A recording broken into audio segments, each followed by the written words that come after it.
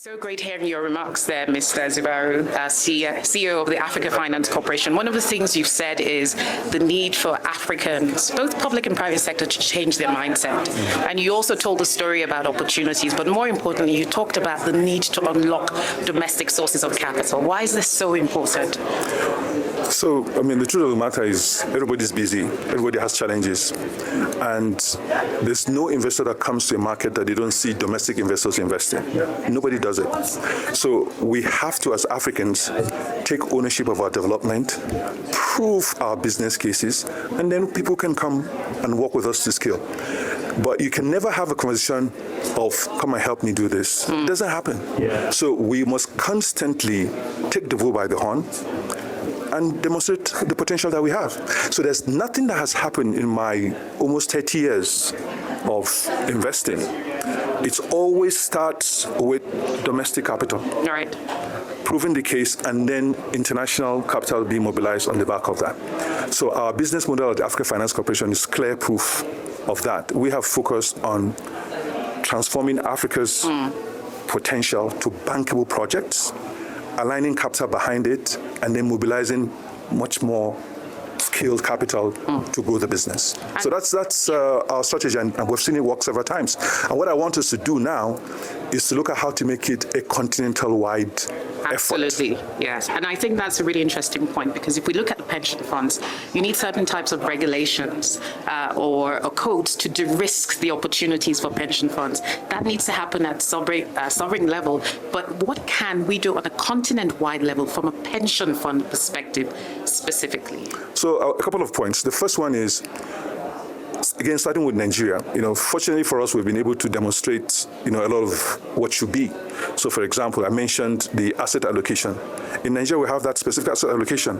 We have 5% infrastructure equity, 15% infrastructure bonds, 5% venture capital, private equity.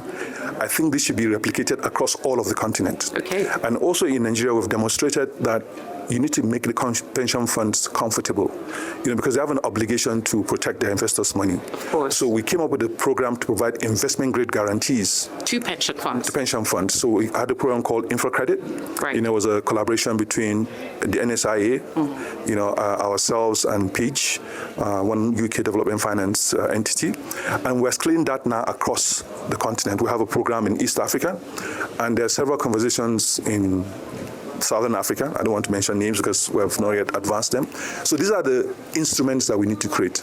And then more particularly, I was in a conversation recently with my peers at the African Association of Multilateral Financial Institutions about creating an Africa liquidity program.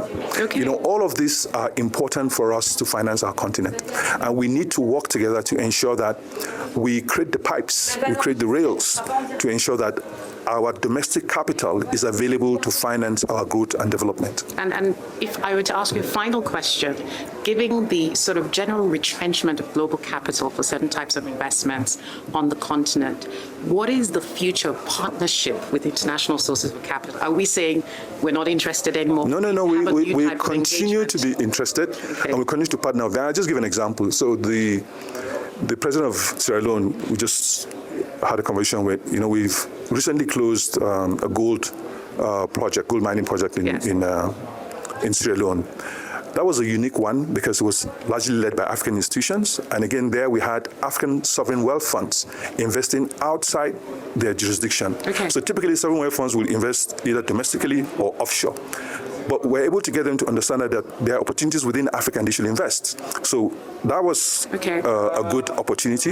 So it was ourselves, the Sovereign Wealth Fund of Angola, the investors that we backed, an African group and a Pan-African group.